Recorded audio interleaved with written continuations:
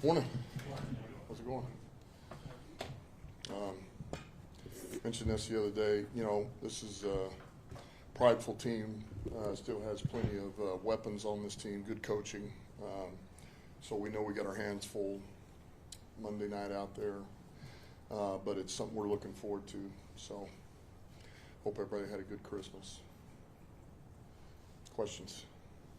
Start off, Bridgewater news. You guys are re-adding in just the thought process behind this. How long has it been for? I've been in contact with Teddy for a while, and it was something that was always potentially a possibility. And we all know what Teddy's been doing down there and giving back to his community. And they won a championship down there, so his debut as coaching worked out pretty dang good.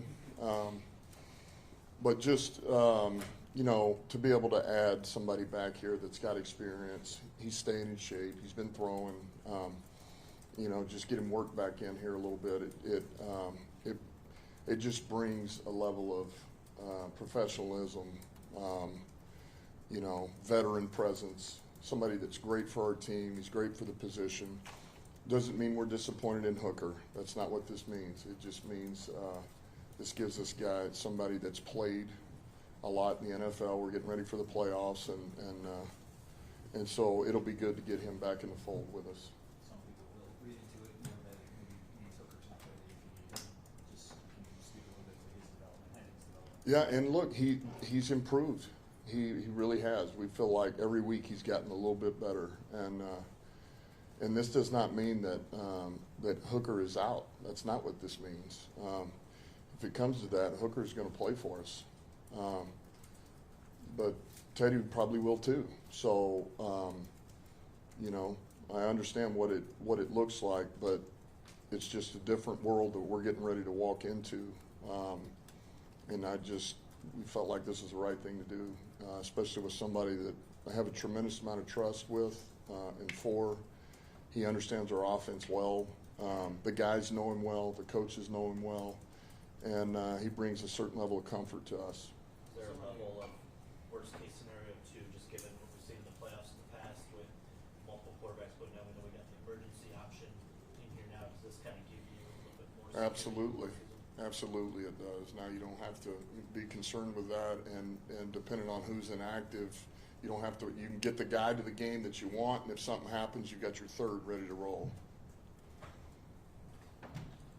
So many guys have talked about how Teddy has impacted them, just about maybe special bonuses that you have that kind of mentorship aspect on some of the players. Yeah, I think it's great. It's great for our team. I mean, you know, I think everybody in that locker room respects Teddy and what he stands for and the type of human being he is, but also the type of player. I mean, whenever he gets his sea legs back under him, he's going to, you know, he'll test those guys a little bit defensively, which is good in practice, you know.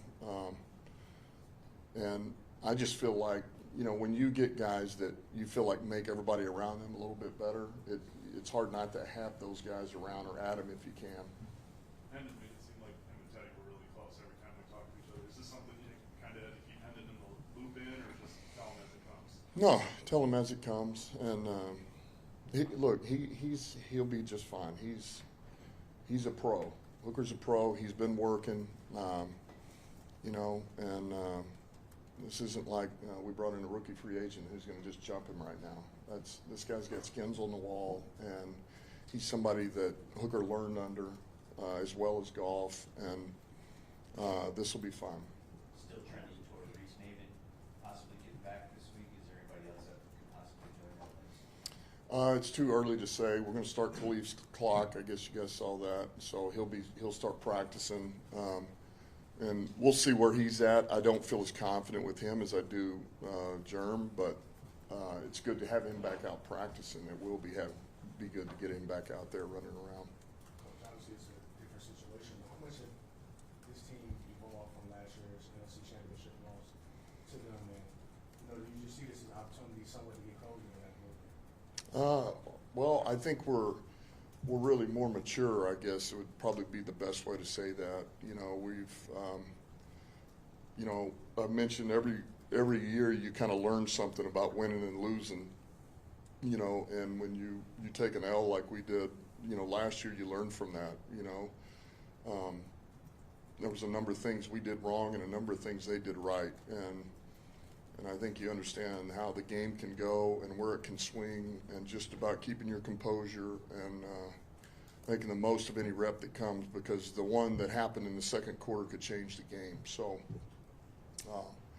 I think we're much more prepared than we were potentially even that time. You feel like you are, but until you get into that with a heavyweight real champion who'd been there numerous times, you don't always know. And so I think that experience, as difficult as it was, served us well moving forward into this year. And it's like anything else. You just, you know, you don't like to lose, you know. And so you got an opportunity with a team that got the best of you, and so you just want to go out and find a way to get a win. You mentioned they're a prideful group. They're still top 10 in yards. Yeah. Top 3 in yards allowed. Does that show, I guess, how close, I guess, a tipping point it is maybe for a team like that, that when the record isn't reflective of their potency?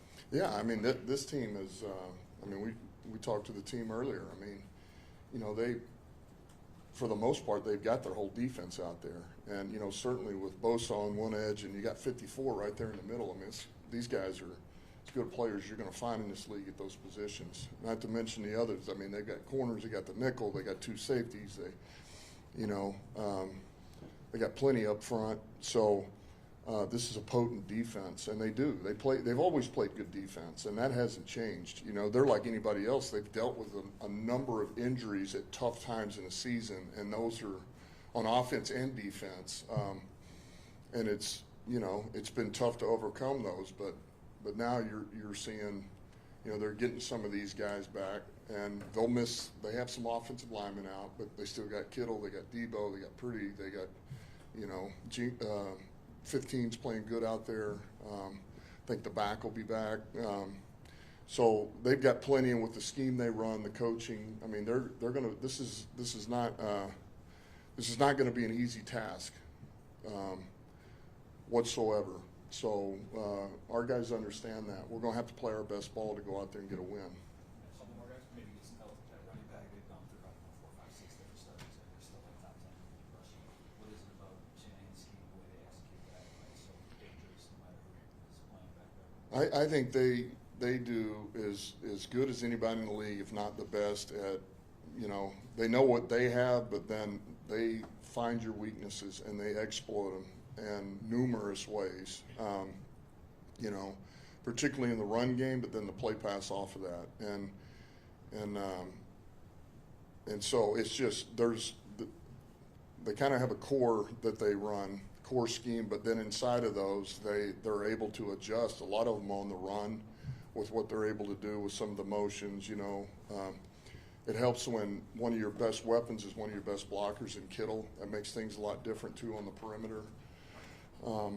You know, in 44, they still use him that way, in that regard. And then the fact that Debo he's a receiver 1 minute, now he's your running back the next, and he's a legit runner. They just, you know, they create some matchups that make it hard on you defensively. Who came up with the sweater idea? Was it your wife or your kids? That would be my wife. Every year, she's got an idea. We always wear Christmas shirts that are a little unique, so that was definitely her.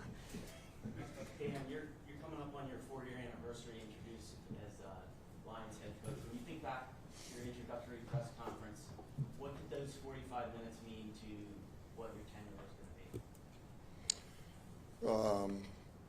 be? What did it mean to me? Setting a tone and, mean to you personally, but also to the franchise.